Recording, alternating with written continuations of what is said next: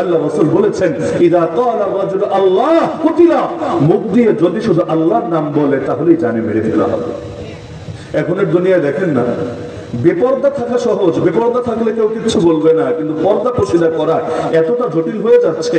কাফের তো কাফের, মুসলিম দেশের মধ্যে পর্যন্ত এই পর্দা করার কারণে কতজনকে কতভাবে উত্তপ্ত করা হচ্ছে, কখনো টিটকারি মারা হচ্ছে, কখনো ক্যাম্পাসের মধ্যে, নিজেদের ইনস্টিটিউটের মধ্যে, নিজেদের প্রতিষ্ঠানের মধ্যে বোরকার উপর, হিজাবের উপর, নিকাবের উপর নিষেধাজ্ঞা জারি করে দিচ্ছে। আরে দাড়ি রাখবে, দাড়ি আমার মুখে দাড়ি থাকবে, এতে ভাই তোমার কি সমস্যা, কিন্তু শর্ত লাগিয়ে দেবে চাকরি পেতে হলে তোমাকে দাড়ি শেভ করে আসতে হবে। এরকম দাড়ি নিয়ে চাকরি এখানে করতে পারবা না। তাহলে আপনি যদি তার প্রতিষ্ঠানে ঢুকতে চান, আল্লাহ নবীর সুন্নতের উপর ব্লেড চালাতে হবে, আল্লাহ নবীকে নারাজ করে তারপর ওকে রাজি করে চাকরিতে ঢুকতে হবে।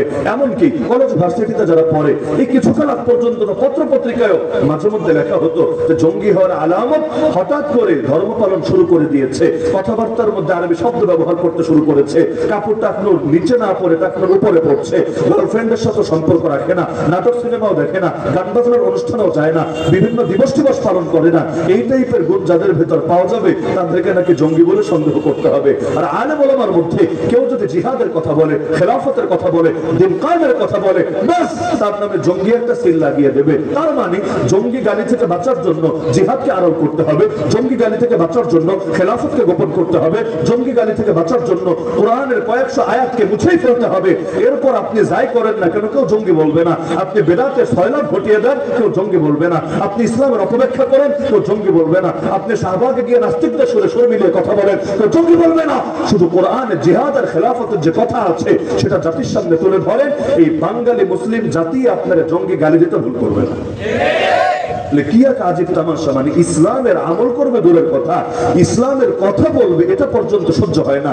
এমন খবরও দেখা যায় যে নোয়াখালীর এক খবর একবার পত্রিকায় ছাপলো, মসজিদের ইমাম সাহেব সুদের বিরুদ্ধে জুমার দিন বয়ান করেছে, এজন্য চাকরি নট হয়ে গিয়েছে। ভাবতে পারেন, সুদের বিরুদ্ধে বয়ান করে চাকরি নট। অপরাধ কি? অপরাধ হলো ওই মসজিদের কমিটির লোকেরাই সুদের সঙ্গে জড়িত। তো সভাপতি আর সেক্রেটারি যখন সুদখোর, এখন ইমাম যখন সুদের বিরুদ্ধে বয়ান দেয়, বেচারারা ভাবে বয়ান আসলে সুদের বিরুদ্ধে না, উস্কানি মনে হয় দেওয়া হচ্ছে আমাদের বিরুদ্ধে। এরা মনে হয় কমিটি ভাঙতে চায় আর হুজুরে হাত করে নতুন কেউ কমিটি নতুন করে করতে চায়, এজন্যই হুজুরে রাখা যাবে না, তাহলে ভণ্ডামি চালু থাকবে না। এই যদি হয় অবস্থা, তাহলে আগামী দিনে ইসলামের হাল কি হবে? আর এই মুসলমানদেরকে নিয়ে স্বপ্ন কিভাবে দেখবেন? দুনিয়াতে মুসলমান আছে 200 কোটি, বললেই তো আলাদা মজা লাগে। নবীর জামানায় 313 জন মিলেই কুফরের মেরুদণ্ড ভেঙে দিয়েছে, আর এখন 200 কোটি আছে, আর কি লাগে? বলতেই তো মজা লাগে। কিন্তু আপনি দিন কায়েমের কথাই বলেন না, দেখেন কয়জন মুসলমান আপনার সঙ্গে একমত হতে পারে। তাহলে মুসলিম সমাজে বসেই যদি ইসলামের কথা বলা জটিল হয়ে যায়, এই যে আলেম ওলামারা বছরের পর বছর জেল খাটলো, কি অপরাধ তাদের? চুরি করেছে, ডাকাতি করেছে, খুন রাহাজানি করেছে, বিদেশে সম্পদ পাচার করেছে, দেশটাকে ইন্ডিয়ার হাতে বেচে দিয়েছে, কি করেছে তারা? এমনকি তাদের অনেকের জন্মই তো হয় না 71 সালে যে বলবে রাজাকারি করেছে, পাকিস্তানের সাথে হাত মিলিয়েছে, কিছুই তো না। তাহলে বছরের পর বছর এই যে আলেমদেরকে জেল খাটানো হয়েছে, অপরাধ কি? অপরাধ তো একটাই, কোরআনের কথাগুলো বলেছে। তাহলে কি কোরআনের কথা বলা যাবে না? বলবে হুজুর আরবিতে বলতে পারবেন, বাংলায় বলতে পারবেন না। তারাবির নামাজে পুরো কোরআন খতম দিয়ে দেন, চাকরি যাবে না। পুরো কোরআন খতম দিয়ে দেন, কেউ আপনাকে কোনো হামলা মামলা করবে না। উপরন্ত 27 রাতে পকেট ভরে দেবে, আগামী বছরের জন্য দাওয়াত কনফার্ম করে দেবে। কিন্তু কথাগুলো বাংলায় বলতে যাবেন না, না হলে নিজে মরবেন তো মরবেন, আমাদেরও মারবেন। সমাজের মধ্যে সবার জন্য অধিকার থাকবে, শুধু মুসলমানের জন্য অধিকার থাকবে না। আরে নারীবাদীরা যদি নারীবাদের কথা বলে, তারে কেউ উগ্রবাদী বলবে না। নাস্তিক যদি নাস্তিকবাদের কথা বলে, তারে কেউ জঙ্গি বলবে না। আল্লাহ নবীকে গালি দেওয়া হচ্ছে এখন নিয়মিত। এই গত এক সপ্তাহের মধ্যে কত জায়গায় আল্লাহ নবীকে গালিগালাজ করা হলো। এদেরকে কেউ মৌলবাদী, উগ্রবাদী, সাম্প্রদায়িক উস্কানিতা বলবে না। তাহলে ইসলামের কথা বলতে দেরি, আপনার উপর ট্যাগ একটা লাগিয়ে দিতে দেরি করবে না। যার জন্য দেখবেন ট্যাগের ভয়ে এখন যারা ইসলামের রাজনীতি করে তারা পর্যন্ত পারে না মন খুলে একটু ইসলামের রাষ্ট্র চাই কথাটা বলতে। হিন্দু ঠিকই বলবে যে হিন্দুত্ববাদী রাষ্ট্র চাই, কেন বিজেপি আরএসএস কি গোপন রেখেছে তাদের মিশন? প্রকাশ্যে বলে রামরাজ্য চাই, রামরাজ্য গড়ার মিশন নিয়ে আমরা এগিয়ে যেতে চাই, প্রকাশ্যে বলে। কিন্তু কেউ আজও পর্যন্ত বলে নাই বিজেপি জঙ্গি সংগঠন, আরএসএস জঙ্গি সংগঠন। ইহুদিরা জীবনে গোপন করে নাই মিশন, কখনোই বলে নাই নাস্তিকতা চাই, কখনোই বলে নাই সেকুলারিজম চাই, সর্বদা বলে ইহুদি রাষ্ট্র চাই। ওই আমেরিকা পর্যন্ত বলে নাই যে ইসরায়েলিরা তোরা হচ্ছিস জঙ্গি, তোরা জঙ্গিবাদী রাষ্ট্র। কিন্তু মুসলমানের বেলায় খালি আপনি মুসলমান হয়ে বলবেন ইসলামী রাষ্ট্র চাই, ব্যাস গোটা দুনিয়া একসাথে বলবেন তুই একটা জঙ্গি, তুই একটা মৌলবাদী, তুই একটা উগ্রবাদী। আমি তো কাজ না শুধু কথা দেখাচ্ছি, কথা যে কথা বলাই যদি এত জটিল হয়ে যায়, কাজ করা কত জটিল আপনি একটাবার চিন্তা করেন। যতদিন যাবে অবস্থা এমনই হবে। দেখেন না বেদাত যেখানে সয়লাভ থাকে, বেদাত ওই বেদাতি সমাজে থেকে কেউ যদি সুন্নতের কথা বলে তাহলে বেদাতিরা তার নবীর দুশমন বলে গালিগালাজ করে। আপনি বেদাত করবেন আপনারা বলবে আশা, আর আপনি সুন্নাত করবেন আপনারা বলবে নবীর দুশমন। নাউযুবিল্লাহি মিন যালিক। সব ক্ষেত্রে খালি উল্টে যেতে থাকবে, উল্টে। কিয়ামতের একটা আলামতি হলো গোটা সমাজ ব্যবস্থাটাই উল্টে যাবে। যেমন আল্লাহ নবী উদাহরণ দিয়ে বলেন আনতালিদাল আমাতু রাব্বাতাহা, দাসী তার মনিবকে জন্ম দেবে। দাসী তার মনিবকে জন্ম দেয় আবার কিভাবে? এর ব্যাখ্যা মুহাদ্দিসিনে কেরাম একটা ব্যাখ্যা এটাও করেছেন, অর্থাৎ সন্তান তার মায়ের সাথে মায়ের মতো ব্যবহার করবে না। এই যে সংগঠনের নামই না মায়ের দোয়া, তো সন্তান তো মাকে সর্বোচ্চ মহব্বত করার কথা অন্যান্য মানুষদের তুলনায়, কিন্তু সন্তান মায়ের সাথে মায়ের মতো ব্যবহার করবে না, দাসী আর বাদীর মতো ব্যবহার করবে। নবী বলেন তোমার দেখবা যে যারা দুদিন আগে অবস্থা এমন ছিল, পায়ে জুতা ছিল না, পায়ে জুতা ছিল না, গায়ে জামা ছিল না, তারা এখন ইয়াতাতাওয়ালুনা ফিল বুনিয়ান, কার চাইতে কে বড় বাড়ি বানাবে। তো যাদের অবস্থা এতটা হালত খারাপ ছিল যে পায়ে পরার মতো জুতা ছিল না, গায়ে জামা ছিল না, তারা পর্যন্ত প্রতিযোগিতা শুরু করবে কিভাবে? বৈধ পথে যদি করতো এটা হাদিসে ফিতনা হিসেবে বলা লাগতো না, এটা তো ভালো বিষয় ছিল। কিন্তু দুই নম্বর তরিকা দিয়ে, যেমনটা এখন দেখতে পাচ্ছেন, দুর্নীতির তরিকা, টেন্ডারবাজির তরিকা, ধান্দাবাজির তরিকা, সন্ত্রাসের তরিকা, গুন্ডামির তরিকা ইত্যাদি তরিকা দিয়ে গরিব রাতারাতি আঙ্গুল ফুলে কলা গাছ হয়ে যাবে। আল্লাহ রাসূল বলেন ইযা উসিদাল আমরু ইলা গায়রি আহলিহি ফান্তাজিরিস সাআ, অযোগ্যের হাতে যখন দায়িত্ব তুলে দেওয়া হবে তোমরা কিয়ামতের অপেক্ষায় থাকবে। তো কে যোগ্য আর কে অযোগ্য বুঝবো কিভাবে? বুঝবো এভাবে, আল্লাহর নবী যে যোগ্য এ ব্যাপারে কারো কোনো সন্দেহ আছে? আরে আছে। আল্লাহর নবীর আদর্শে যে আদর্শবান হবে ব্যাস সেই মুসলমানের নজরে যোগ্য হবে, আর নবীর আদর্শের সাথে যার আদর্শ বিপরীত হবে সেই যোগ্য বলে সাব্যস্ত হবে। আরে পড়ালেখা বেশি হলেই যোগ্য হবে, ডিগ্রি বড় হলেই যোগ্য হবে, পদ পদবি বড় হলেই যোগ্য হবে, এগুলো কাফেরের কথা হতে পারে, মুসলমানের কথা হতে পারে না। না হলে আবু জাহাল কোন পড়ালেখা না জানা মূর্খ সূর্খ লোকের নাম না। আবু জাহেলের মূল উপাধি ছিল আবুল হাকাম। কি ছিল? আবুল হাকাম। আবুল হাকাম, আবুল হাকাম শব্দের অর্থ হলো মহাজ্ঞানী, যেন তেন জ্ঞানী না, মহাজ্ঞানী মানে জ্ঞানীর চাইতে জ্ঞানী। আল্লাহ রাসূল সাল্লাল্লাহু আলাইহি ওয়াসাল্লাম 40 বছরে উপনীত হয়ে দাওয়াত প্রকাশ্যে শুরু করার আগ পর্যন্ত সবাই আবুল হাকাম নামেই তারে চিনত, কিন্তু নবী দাওয়াত শুরু করার পর নাম পাল্টে দিলেন। তিনি জানালেন সে আবুল হাকাম না, সে হলো আবু জাহাল। আবু জাহাল মানে মহামূর্খ, গণ্ডমূর্খ। দুদিন আগে যে ছিল মহাজ্ঞানী, দুদিন পর সে হয়ে গেল মহামূর্খ। কেন? এটা কিভাবে সম্ভব? সে কি পাগল হয়ে গিয়েছিল? তার ভেতরের জ্ঞানকে আসমানে উড়ে চলে গিয়েছিল? না, আগেও জ্ঞানী ছিল, পরেও জ্ঞানী ছিল। কিন্তু আল্লাহ নবী স্পষ্ট করে দিলেন যে জ্ঞান দিয়ে আল্লাহ চেনো না, যে জ্ঞান দিয়ে রাসূল চেনো না, যে জ্ঞান দিয়ে আলো আর অন্ধকারকে পার্থক্য করতে পারো না, যে জ্ঞান দিয়ে কোনটা হক কোনটা বাতিল চিহ্নিত করতে পারো না, ইসলামের নজরে সেটা কোনো জ্ঞানী হতে পারে না। তাহলে আবুল হাকাম বা আবু জাহাল ইসলাম প্রকাশিত হওয়ার আগ পর্যন্ত সমাজের চোখে সে যোগ্য ছিল, সন্দেহ নাই, তার সর্দার মেনে ছিল, যোগ্য বলেই তো। কিন্তু আল্লাহ রাসূল সাল্লাল্লাহু আলাইহি ওয়াসাল্লাম তাকে যোগ্য বলে ঘোষণা দিলেন না, অযোগ্য বলে ঘোষণা দিলেন। তো সাধারণ অযোগ্য না, চূড়ান্ত অযোগ্য বলে ঘোষণা দিলেন। এই আবু জাহালটা কালেমা পড়লো না কেন? আপনি বলতে পারেন হুজুর হক চেনে নাই, হক বোঝে নাই, এজন্য কালেমা পড়ে নাই। না, এ কথা মোটেও সত্য না। আল্লাহ নবী দুজনের জন্য দোয়া করেছিলেন, হে আল্লাহ, এই দুইটা মানুষের মধ্যে যে তোমার কাছে বেশি প্রিয় তার দ্বারা তুমি ইসলামকে শক্তিশালী করো। কোন দুইটা মানুষ? একজনের নাম আবু জাহাল আর একজনের নাম খাত্তাবের বেটা ওমর। এই ওমর আর আবু জাহাল আল্লাহ দুজনকেই চাচ্ছে না, কিন্তু দুইজনের মধ্যে যে তোমার কাছে বেশি প্রিয় তার দ্বারা তুমি ইসলামকে বিজয়ী করো, ইসলামকে শক্তিশালী করো। আল্লাহ এই দোয়াটা কার ব্যাপারে কবুল করলেন? আল্লাহ এই দোয়াটা কবুল করলেন ওমরের ব্যাপারে, কবুল করলেন না আবু জাহালের ব্যাপারে। কেন? এই কবুল করা থেকেই তো প্রমাণিত যে দুজনেই যদিও কাফের ছিল, দুজনেই যদিও মুশরিক ছিল, দুজনেই যদিও নবীর দুশমন ছিল, কিন্তু দুইজনের মধ্যে ওমর তুলনামূলক ভালো ছিল, আবু জাহাল তুলনামূলক বেশি খারাপ ছিল। কেন? মুহাদ্দিসিনে কেরাম ব্যাখ্যা করেছেন যে আল্লাহ নবীর দোয়া আল্লাহ যে ওমরের ব্যাপারে কবুল করলেন, এমন কবুলের কবুল যে ওমর খালি কালেমা পড়েছে তা না, সাহাবীরা বলেছেন যেদিন ওমর মুসলমান হয়েছে সেদিন থেকে ইসলামের বিজয় শুরু হয়েছে। এতদিন ইবাদত করতাম লুকিয়ে লুকিয়ে, গোপনে গোপনে, যেই মাত্র ওমর মুসলমান হলো এবার আমরা ইবাদত করতে শুরু করলাম বুক ফুলিয়ে কাবার চত্বরে দাঁড়িয়ে। তাহলে আল্লাহ যে ওমরের ব্যাপারে কবুল করলেন, আবু জাহলের ব্যাপারে কবুল করলেন না কেন? মুহাদ্দিসিনে কেরাম ব্যাখ্যা করেছেন ওমর ইসলামের বিরোধিতা করত না জানার কারণে, না বোঝার কারণে। কেন করত? সে করতে হলো সমাজের ঐক্য ধরে রাখার জন্য। ওমর সর্বদা চাইতেন সম্প্রদায়ের মধ্যে যাতে ফাটল না হয়। আচ্ছা, এলাকায় যদি ফাটল হয়, এলাকায় যদি দলাদলি হয়, গ্রুপিং হয়, এতে কি এলাকার ভালো না খারাপ? আর সবাই যদি মিলেমিশে থাকে, মিল মহাব্বতে থাকে, একসাথে মিলে কোনো একটা কাজ করে, তাহলে এটা কি এলাকার জন্য বেশি ভালো না? ঐক্যই শক্তি আর বিভেদে হলো পতন। তো ওমর চাইতেন সর্বদা তার জাতি ঐক্যবদ্ধ থাকুক। এটা শুধু ওমরের চাওয়া না, আল্লাহ যাদেরকে সুস্থ মস্তিষ্ক দিয়েছেন এবং সমাজের মানুষের প্রতি দরদ দিয়েছেন তারা প্রত্যেকেই চায় যে সমাজের লোকেরা ঐক্যবদ্ধ থাকুক, সমাজের মধ্যে বিভক্তি আর ফাটল তৈরি না হোক। আচ্ছা, আপনারা আমার সাথে যারা আছেন, আপনারা কি চান না মুসলমানরা আবার ঐক্যবদ্ধ হোক? 200 কোটি মুসলমান এক হয়ে আবারও আমাদের প্রথম কিবলাকে মুক্ত করুক, আবারও বাবরি মসজিদকে পুনর্নির্মিত করুক, আবারও ডক্টর আফিয়া সিদ্দিকাকে আমেরিকার জেলখানা থেকে মুক্ত করে আনুক। সারা দুনিয়ায় যেখানে যেখানে মুসলমানের রক্তের বন্যা বইছে সব জায়গায় ইসলামের পতাকা কালেমার ঝান্ডাকে সমুন্নত করুক। সবাই তো চায়, ওমরও চাইতেন। যার কারণে অতীতে যতবার এলাকায় ফাটল তৈরি হওয়ার অবস্থা সৃষ্টি হয়েছে, ফাটল কখনো এক লোকের কারণেও তৈরি হয় না। দেখা যায় এমন সংবাদ পত্র পত্রিকায় আসে চায়ের বিল নিয়ে দুজনে লেগেছে, চায়ের বিল, এটাকে কেন্দ্র করে 2 গ্রামে মারপিট হয়ে, টেডা যুদ্ধ হয়ে, খুনোখুনি হয়ে, মামলা টামলা খেয়ে এখন গ্রাম শূন্য হয়ে গিয়েছে। হয় নাকি হয় না? তাহলে ওমর সর্বদা দেখতেন যে যারা সম্প্রদায়ে ফাটল তৈরি করতে চায় তাদের বিরুদ্ধে তিনি শক্ত অবস্থানে থাকতেন। তিনি তো বীর ছিলেন, বাহাদুর ছিলেন, কুস্তিগীর ছিলেন, কখনো তাদেরকে পিটিয়ে পিটিয়ে তিনি শায়েস্তা করতেন।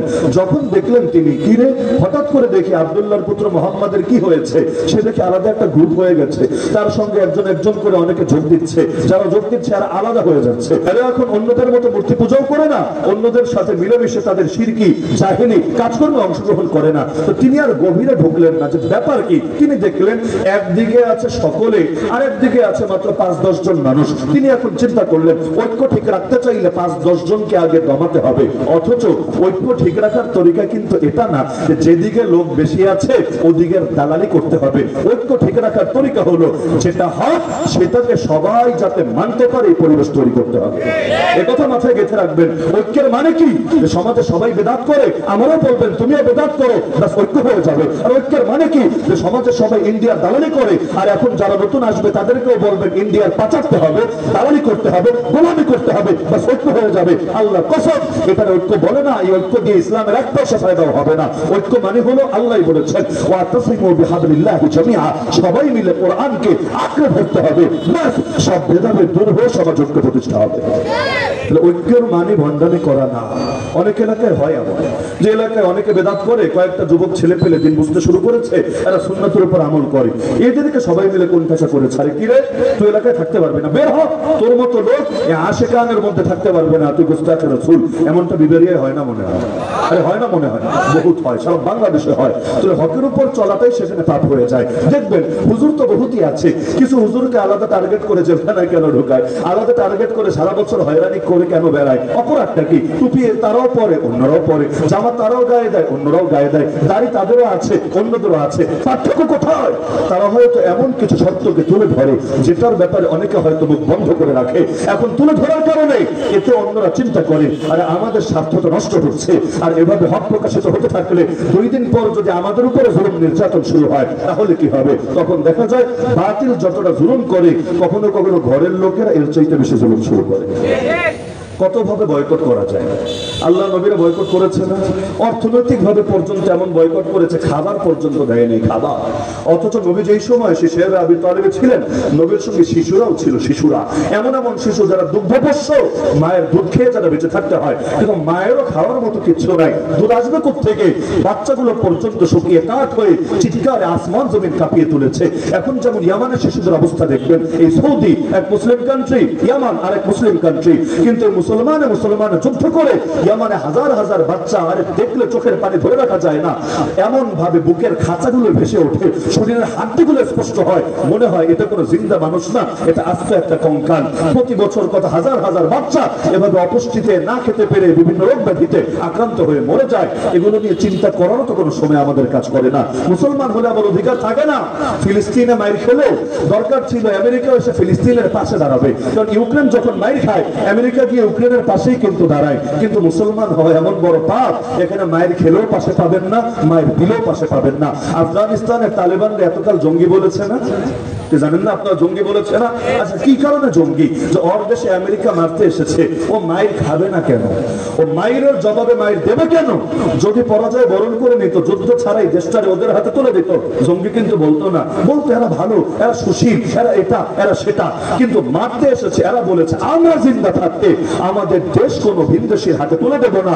আমরা জিন্দা থাকতে তোমরা মসজিদ বিরান করবা, মাদ্রাসা বরবাদ করবা, নারীদের ধর্ষণ করবা, আল্লাহ নবীর সাথে বেয়াদবি করবা, আমরা জিন্দা থাকতে কিছুতেই হবে না। প্রতিরোধ শুরু করেছে। যদিও তাদের হাতে তেমন কিছুই ছিল না। আমেরিকার হাতে অ্যাটম বোমা আছে, তাদের কাছে কি আছে? আমেরিকার হাতে দুনিয়ার সব অত্যাধুনিক প্রযুক্তি আছে, তাদের কাছে কি আছে? আমেরিকা তো আসমান থেকে এসে এসব বোমা বর্ষণ করে মারে, এরা কি করতে পারে? মুসলমান তো দুর্বলই। এই যে ইসরায়েল গতকাল থেকে লেবাননে যুদ্ধ বাঁধিয়ে দিয়েছে, আসমান থেকে এসে দামেস্কে বোম মারছে, ইসরায়েল লেবাননে মারছে, কত জায়গায় মারছে, কিন্তু মুসলমান বিমানই পাবে কই? মুসলমান ড্রোনই পাবে কই? বসে বসে মার খাওয়া ছাড়া কি উপায় আছে? কিন্তু আল্লাহর উপর ভরসা করে লড়াই শুরু করেছে।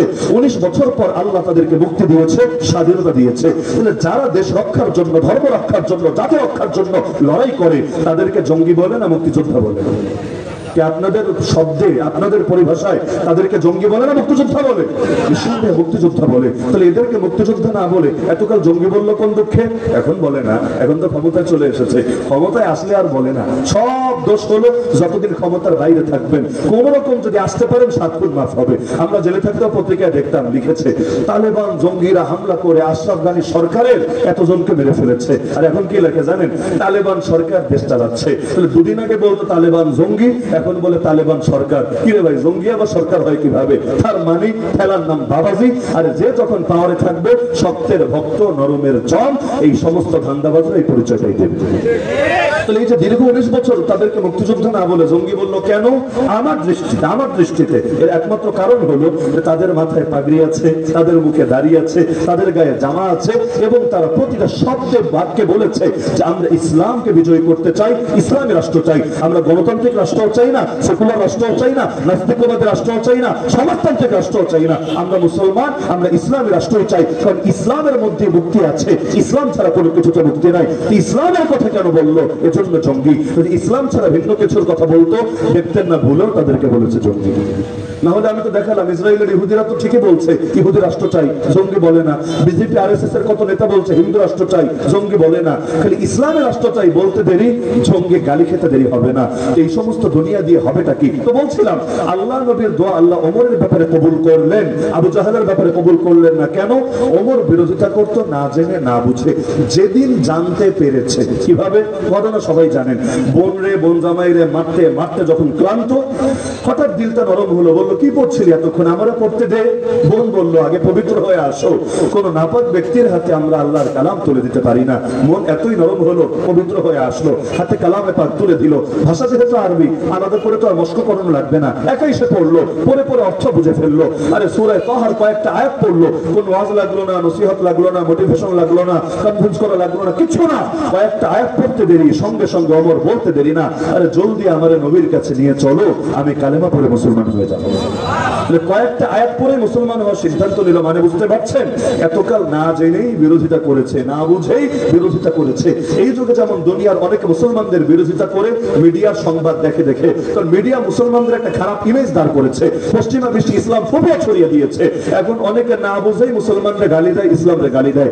এমন খবর দুনিয়াতে কত আছে। মনে করেন আফগানিস্তানে জেল খেটে গিয়েছে মার্কিন সাংবাদিক, গিয়ে কালেমা পড়ে মুসলমান হয়েছে। শুধু তাই না, ইয়া বড় বইও লিখে ফেলেছে। বইয়ের মধ্যে লিখেছে, আমি আসলে ভাবতেই পারি নাই মুসলমানরা এত ভালো। তাহলে জেল খেটেই যদি মুসলমান হয়, জেল খেটেই যদি মুসলমান হয়, তাহলে যদি মেহমানখানায় থাকতো তাহলে দিলের হালত কি হতো।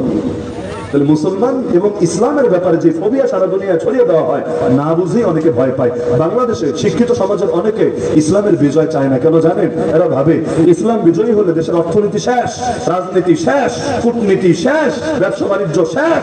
সব মনে হয়, সবার মনে হয় সারাদিন মাথায় পাগড়ি পরে ঘুরতে হবে আর হুজুরদের মতো সারা জীবন যাপন করতে হবে, দুনিয়া সব বরবাদ হবে, আর কিছুই পাওয়া যাবে না। এরকমটা ভাবে নাকি? ভাবে না। তো যার কারণে এই ভয়ের কারণেই তারা ইসলামের পক্ষে কথা বলতে চায় না, ইসলামের পক্ষে জনমত গঠন করতে দেয় না। তো বলছিলাম যে যত বড় বাধাই আসুক না কেন, নিজেদের ঈমানকে হেফাজত করা লাগবে নাকি লাগবে না? অবশ্যই লাগবে।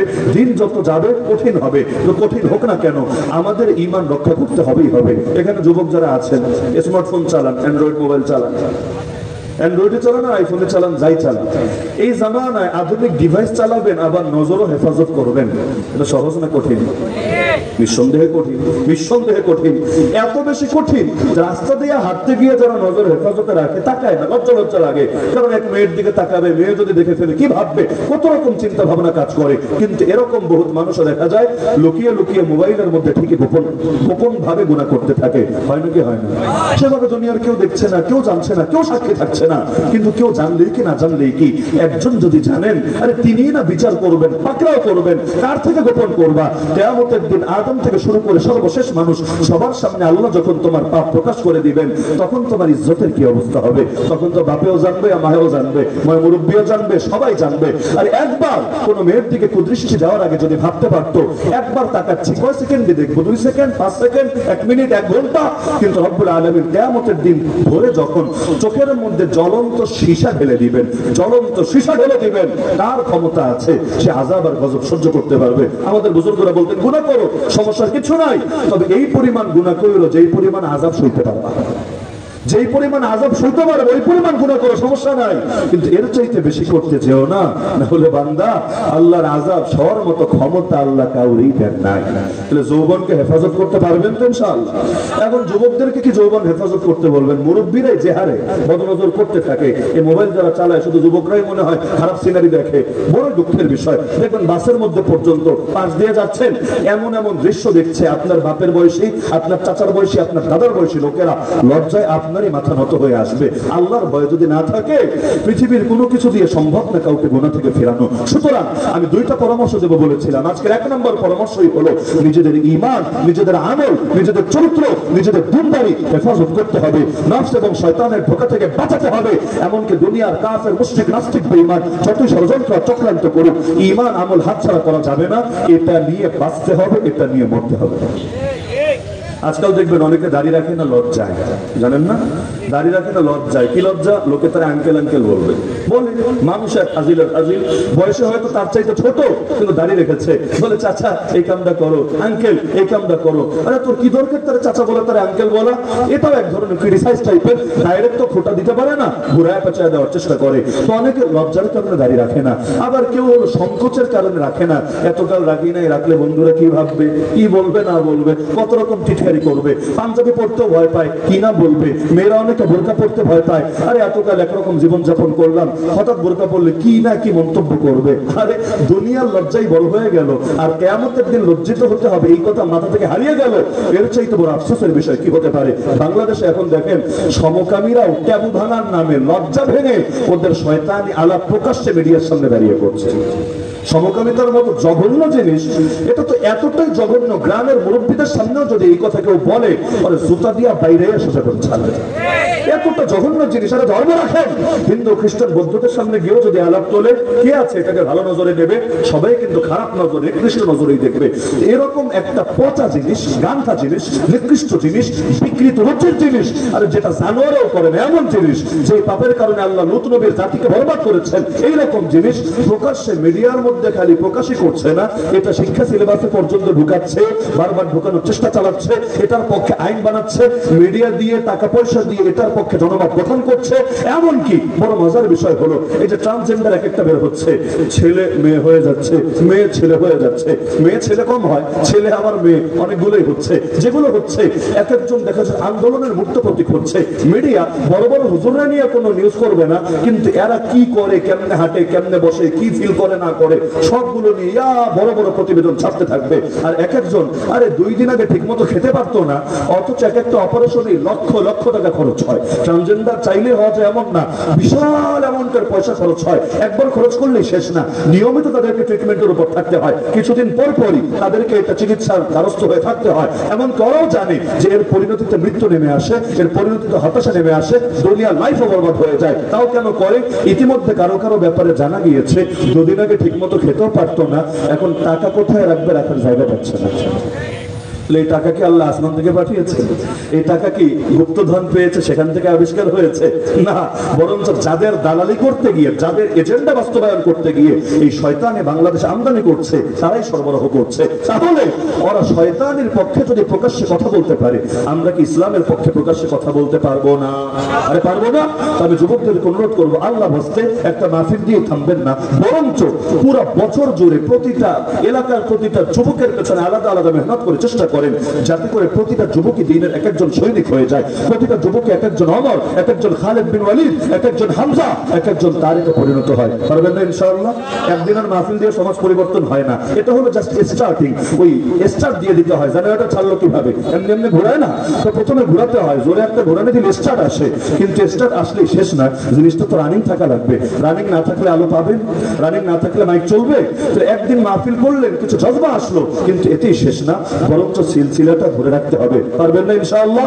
তা আমাদেরকে বাঁচাতে হবে, হেফাজত করতে হবে ঈমান আমলকে, শিরিক থেকে, বেদাত থেকে, নাস্তিকতা থেকে, বেপরদা থেকে, হারাম থেকে, কবিরা গুনাহ থেকে, সগীরা গুনাহ থেকে, সব কিছু থেকে হেফাজত করতে হবে।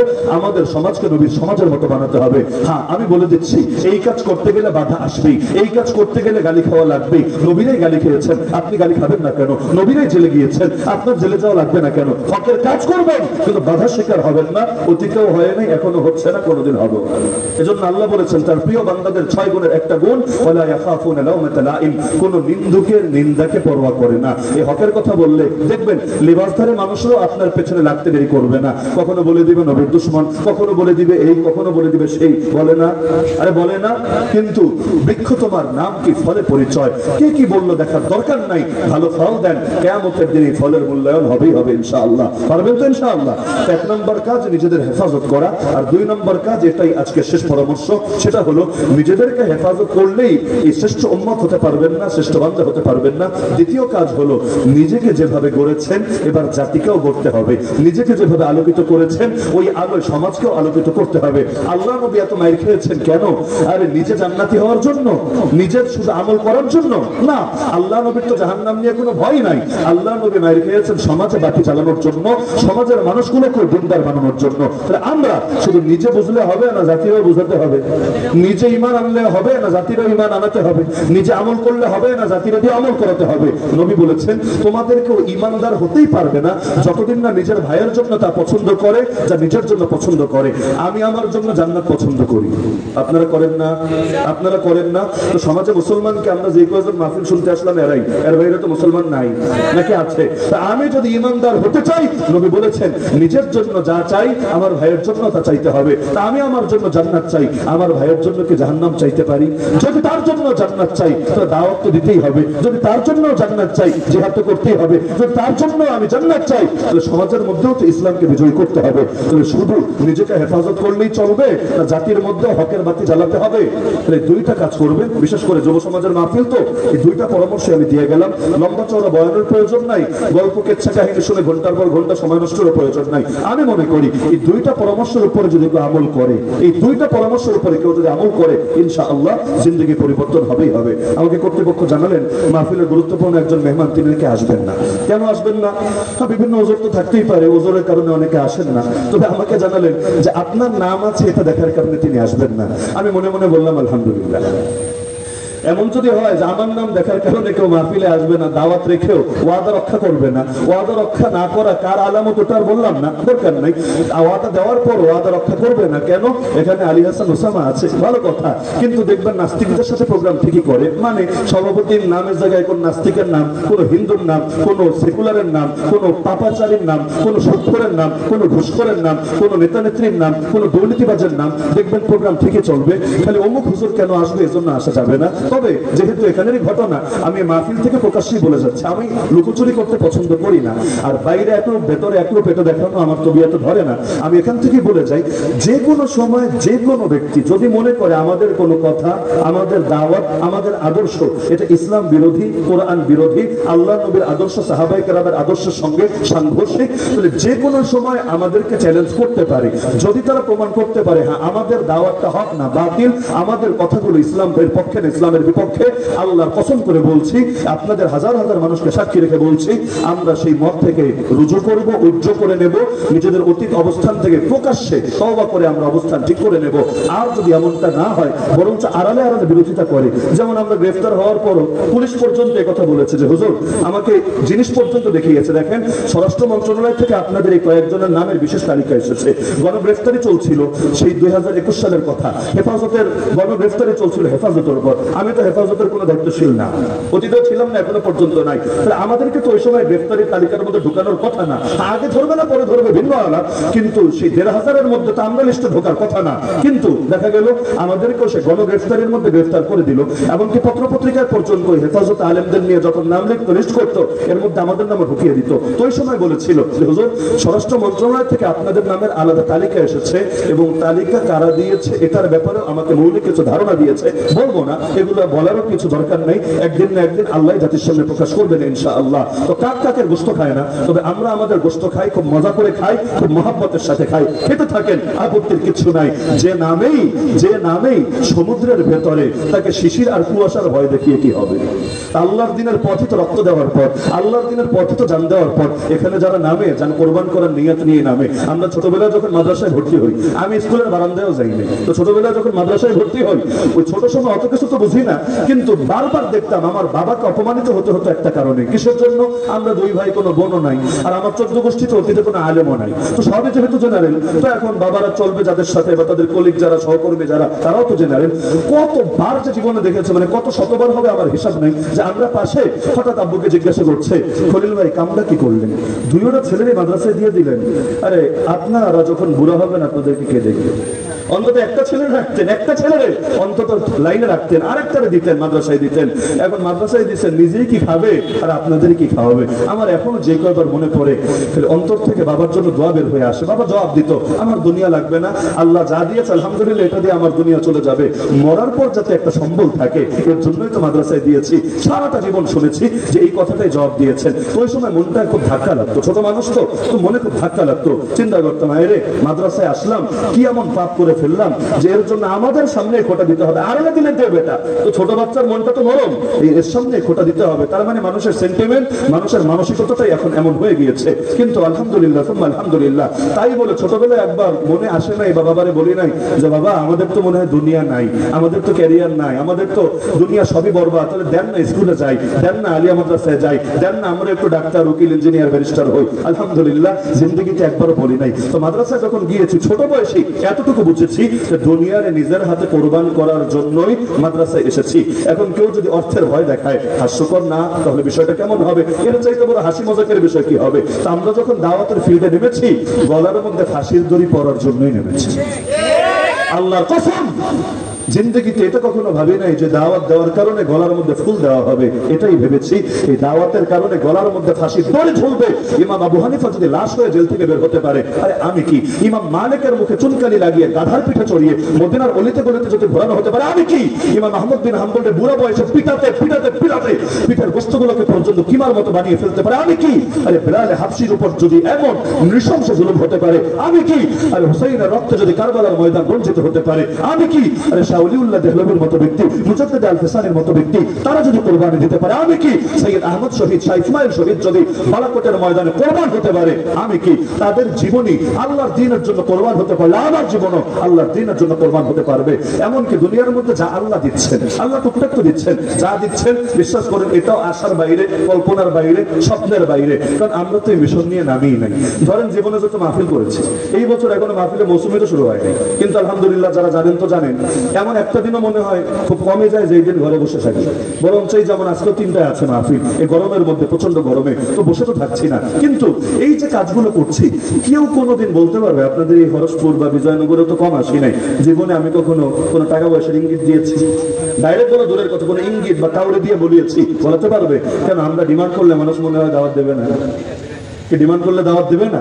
মোটামুটি বান্ডিল নিয়ে দাওয়াত নেওয়া যাবে, প্রচুর নেওয়া যাবে, এক এক বছর মোটামুটি কোটিপতি না হলেও কাছাকাছি পৌঁছে যাবে। কিন্তু আমরা তো এখানে বান্ডিল নেওয়ার জন্য আসি নাই, আগেই তো বললাম গলায় ফাঁসির রশি পড়ার জন্য এসেছি। এজন্য কেউ যদি ভয় দেখায় আলহামদুলিল্লাহ ভয় লাগে না, কেউ যদি বয়কটের গল্প শোনায় আলহামদুলিল্লাহ অন্তরে কোনো প্রভাব পড়ে না। আল্লাহর নামে সঁপে দিয়েছে জীবন, নৌকা আল্লাহ যেখানে নিয়ে থামায় তাতে আলহামদুলিল্লাহ। তা আমি মনে করি যে যুবক ভাইদের জন্য মহব্বতের খাতিরে বলতে পারি যে আমি যদি আমার জান কোরবান করতে পারি, আপনিও আপনারটা কোরবান করতে পারবেন ইনশাআল্লাহ। এরপর আল্লাহ দুনিয়া দিল আলহামদুলিল্লাহ, না দিল আলহামদুলিল্লাহ। আবু হুরায়রা রাদিয়াল্লাহু আনহু ক্ষুধার জ্বালায় অজ্ঞান হয়ে রাস্তার পাশে পড়ে থাকতেন। পরবর্তীতে আল্লাহ এমন দেওয়া দিয়েছিলেন, নাক মুছতেন যে রুমাল দিয়ে, সেটা রেশমের তৈরি রুমাল ছিল। কিন্তু সবাই কিন্তু এমন হয় নাই। সুমাইয়া রাদিয়াল্লাহু আনহা বিজয় আর দেখে যেতে পারেন নাই। আবু জাহাল নিজের হাতে এই বৃদ্ধা সাহাবীর লজ্জাস্থানে এমন জোরে বর্ষা দিয়ে আঘাত করেছে, জায়গায় তলপাতে তলপাতে শহীদ হয়েছে। ঈমান হলো মূল। এরপর আল্লাহ দুনিয়া দিলেও আলহামদুলিল্লাহ, না দিলেও আলহামদুলিল্লাহ। মাথার উপরে ফ্যাসিবাদ চেপে থাকলে তখনও দ্বীনের কথা বলবো। দেশ যদি অন্য কেউ এসে দখল করে যেমন অতীতে করেছে, তখনও দ্বীনের কথা বলবো। আর যদি ইসলাম কায়েম হয়ে যায়, তখন একই সুরে কথা বলবো, সুরে পরিবর্তন হবে না। এতদিন যে এক সরকার ছিল ক্ষমতায়, এখন তারা নাই, ভিন্ন আরেক দল এসেছে ক্ষমতায়। আপনারা জানার কথা, আমার সুরে কি পরিবর্তন পেয়েছেন? যে আগে কথা বলতাম না, লুকিয়ে চুকিয়ে খালি কান্নাকাটি রস করতাম, আর এখন যেহেতু ভেঙে গেছে হেলিকপ্টারে চড়ে, এখন আমরা গর্জে উঠছি। এমন কোন প্রমাণ কেউ দেখাতে পারবেন? উল্টাটা পারবে। উল্টাটা অনেকে বলেও যে হুজুর আগে বেশি গরম ছিলেন, এখন আগের চাইতে গরম একটু কমিয়ে দিয়েছেন। আমি বলি আলহামদুলিল্লাহ, এমন হলে সমস্যা নাই, কারণ এখন সবাই বলছে, এখন একা না বললে আটকে থাকবে না। তো যখন বলার লোক কম ছিল, আলহামদুলিল্লাহ জেল খেটেছি, গুমের পরোয়ানা নিয়ে ঘুরেছি, মামলা হামলা নিয়ে সবসময় পেরেশানিতে থাকতে হয়েছে, জীবনে বহুত কিছু হারাতে হয়েছে, কিন্তু আলহামদুলিল্লাহ সুম্মা আলহামদুলিল্লাহ, আল্লাহ তো সাক্ষী, এই দেশের মানুষও সাক্ষী, সুর পরিবর্তন হয় নাই, একই সুরে কথা হয়েছে। তাহলে আমি যুবকদেরকে উদ্দেশ্য করে দুটো নসিহত করে গেলাম যে